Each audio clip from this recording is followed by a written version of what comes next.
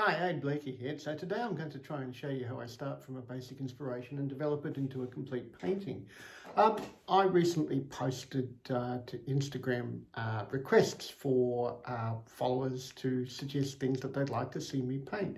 And someone came up with a terrific idea, challenging, but a very good idea, which was to paint the wind and its scent.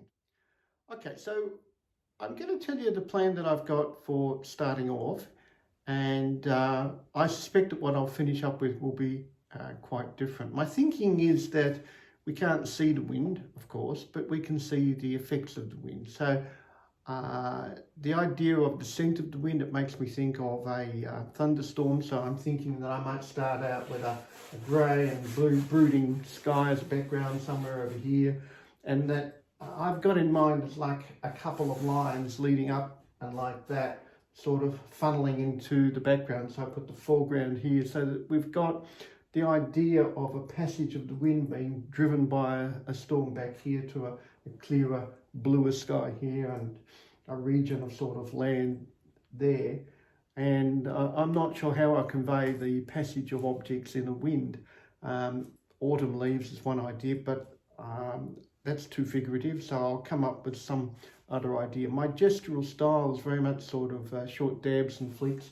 I'm thinking like little flicks of paint, possibly using the mechanism of some lines and curves that are starting out fatter and becoming thinner, moving into the receding line.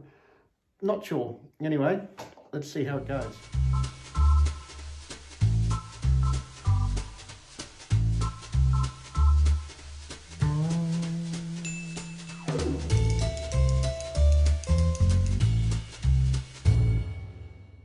Okay, so there's a starting point, which I think will do as a base layer.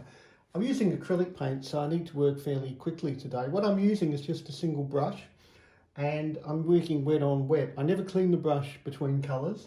If I'm putting big sections of colour there, I actually want them to blend together.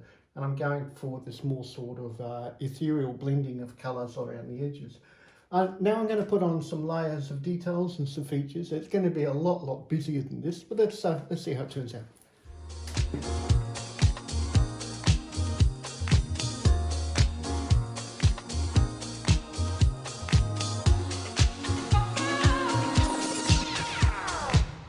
All right, so here it is. So we have the sense of the movement of the wind blowing us up to the right. We have this object that's sort of acting as a magnet, drawing everything into that corner.